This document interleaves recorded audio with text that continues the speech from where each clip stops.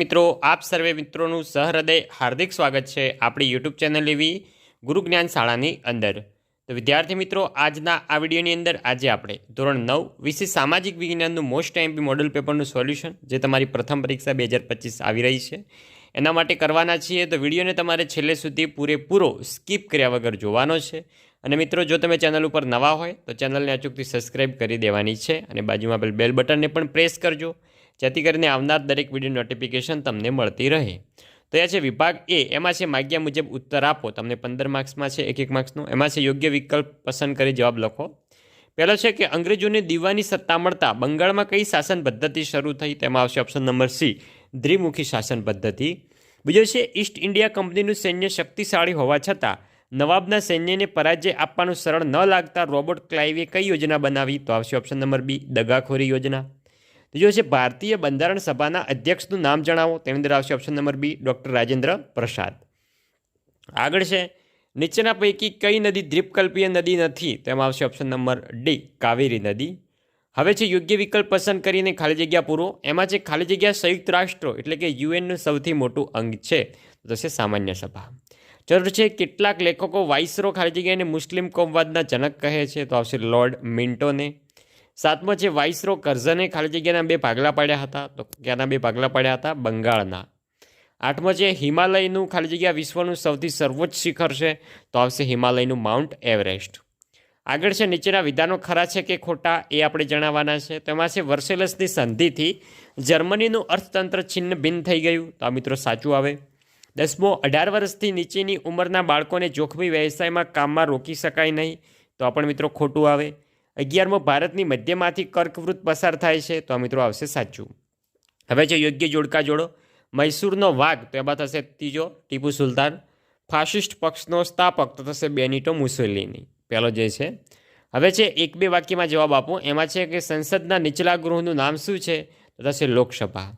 15મો કોઈ પર્વત કે ઉચ્ચભૂમિ નદીઓના વહેણને એકબીજાથી અલગ કરે તો શું કહેશો? તેમાં મિત્રો આવશે જળ વિભાજકો। આગળ જઈએ, આગળ છે વિભાગ નંબર બી। એમાં છે આપણને 9 પ્રશ્નોમાંથી કોઈ પણ 6 પ્રશ્નોના જવાબ આપણે આપવાના છે, પ્રત્યેકના 2 ગુણ છે। એમાં છે સંકલ્પના સ્પષ્ટ કરો લોહિયાર રવિવાર, તો આ મિત્રો ચેપ્ટર નંબર 2માંથી લેવામાં આવેલો છે। આગળ છે પ્રથમ વિશ્વયુદ્ધ માટે કયા કયા કારણો જવાબદાર હતા? આ પણ મિત્રો ચેપ્ટર નંબર 2માંથી લેવામાં આવેલ છે। પછી છે સાર્વત્રિક પુખ્ત વય મતાધિકાર કોને કહેવાય? આ મિત્રો ચેપ્ટર નંબર 2માંથી। હવે છે મને ઓળખો કે હું સંસદનું ઉપલું ગૃહ છું? તો આ મિત્રો રાજ્યસભા હોય। હું દેશના પાયાને અને મહત્વનો દરજ્જો દસ્તાવેજ છું? તો આ મિત્રો બંધારણ। હવે છે હકારાત્મક ભેદભાવ એટલે શું? તો આ મિત્રો ચેપ્ટર નંબર 9નો પ્રશ્ન છે। 21મો બાળ મજૂરી સજાપાત્ર ગુનો છે, વિધાન સમજાવો? તો આ મિત્રો ચેપ્ટર નંબર 9નો છે। હવે છે પારિભાષિક શબ્દો સમજાવો। પહેલો છે જમીન અને બીજો છે ખદર, આ મિત્રો ચેપ્ટર નંબર 14નો પ્રશ્ન છે। હવે છે નદીઓનું આર્થિક મહત્વ જણાવો? તો જોઈ શકો છો ચેપ્ટર નંબર 15નો પ્રશ્ન। હવે છે તફાવત આપો કે હિમાલયની નદીઓ અને દ્વીપકલ્પીય નદીઓ? તો આ પણ મિત્રો ચેપ્ટર નંબર 15માંથી લેવામાં આવેલો છે। તો ત્યાંથી આપણે આ પ્રશ્નના જવાબો તૈયાર કરી લેવાના છે। વિભાગ સીમાં તમને ટોટલ 8 પ્રશ્નો આપેલા હશે, એમાંથી કોઈ પણ 5ના જવાબ આપણે આપવાના છે। અને 32મો જે પ્રશ્ન છે જે આપણો નકશો છે એ મિત્રો ફરજિયાત છે। એમાં જોઈએ કે ડેલ હાઉસીએ કયા કયા સુધારવાદી કાર્યો કર્યા હતા? તો આ મિત્રો ચેપ્ટર નંબર 1નો છે। પછી જે સંયુક્ત રાષ્ટ્રોની સ્થાપના શા માટે કરવામાં આવી હતી? Chapter number 3। અને મિત્રો તમારે સારા એવા માર્ક્સ લાવવા હોય ધોરણ 9 સાવીમાં, તમારી જોડે ટાઈમ હોય તો તમે પાઠ્યપુસ્તકના ચેપ્ટર વાંચી શકો છો, અને ટાઈમ ન હોય તમારે પાઠ્યપુસ્તકના જે સ્વાધ્યાય છે, સ્વાધ્યાય તો એકવાર અવશ્ય વાંચી લેવાના છે જેથી કરીને તમે સારા માર્ક્સ લાવી શકો। 27મો છે ટૂંક નોટ લખો કે સંયુક્ત રાષ્ટ્રોની સામાન્ય સભા? તો આ મિત્રો ચેપ્ટર નંબર 3માંથી લેવામાં આવેલ છે। 28મો છે કે ભારતના બંધારણમાં આપેલ મૂળભૂત હકો કેટલા છે અને કયા કયા? કોઈ પણ 2 હકો વિશે ટૂંકમાં માહિતી આપો? આ મિત્રો ચેપ્ટર નંબર 9નો પ્રશ્ન છે। 29 છે કે ભારતીય નાગરિકની મૂળભૂત ફરજો લખો? ચેપ્ટર નંબર 9નો પ્રશ્ન છે। નેક્સ્ટ આગળ વધીશું 30મો સંકલ્પના સમજાવો। એમાં છે દ્વીપ, ચેપ્ટર નંબર 13નો છે। ઘાટ તો આ પણ ચેપ્ટર નંબર 13નો છે। સમુદ્ર ધુની, આ મિત્રો ચેપ્ટર નંબર 13નો છે।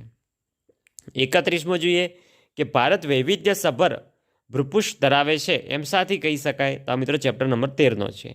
હવે આપણે નકશો છે 3 માર્ક્સનો, એમાં કર્કવૃત આપણને ખબર છે ભારતની એક્ઝેક્ટ મધ્યમાંથી થાય છે। લક્ષદ્વીપ ટાપુઓ જે મિત્રો ભારતની નીચે આવેલા છે।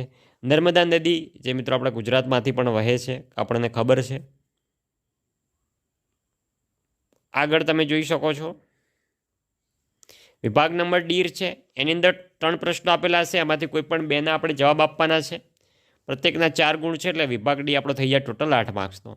એમાં છે કે જલિયાવાલા બાગના હત્યાકાંડ વિશે સવિસ્તર નોંધ લખો. આ છે ચેપ્ટર નંબર 4નો પ્રશ્ન. પછી છે પૂર્વ તટીય મેદાન અને પશ્ચિમ તટીય મેદાનની તુલના કરી તફાવત લખો. આ છે ચેપ્ટર નંબર 14નો પ્રશ્ન. 35મો છે કે ભારતની જમીનના પ્રકારો જણાવી વિસ્તૃતમાં માહિતી આપો. આ પણ છે ચેપ્ટર નંબર 14નો પ્રશ્ન. અને મિત્રો વિભાગ વાઇઝ આઈએમપીનો વિડીયો પણ આપણે આપણી ચેનલ ઉપર અપલોડ કરેલો છે, જે તમામ વિડીયોઝની લિંક આ વિડીયોના ડિસ્ક્રિપ્શન બોક્સમાં તમને સરસ મજાનું પ્લેલિસ્ટ આપેલું છે, ત્યાં જઈને તમે જોઈ શકો છો. અને મિત્રો ધોરણ 9ના આપણા ખાસ વોટ્સઅપ ગ્રુપની અંદર પણ જોડાવાનું ભૂલતા નહીં, જે વોટ્સઅપ ગ્રુપની લિંક વિડીયોના ડિસ્ક્રિપ્શન બોક્સમાં તમને આપેલી છે. તો વિદ્યાર્થી મિત્રો, વિડીયો તમને સારો લાગ્યો હોય વિડીયોને લાઇક કરીને જજો. ચેનલ ઉપર નવા હોય ચેનલને પણ અચૂકથી સબસ્ક્રાઈબ કરીને જજો. મળીશું આવનાર વિડીયો સાથે. ત્યાં સુધી આવજો. જય હિન્દ, જય ભારત.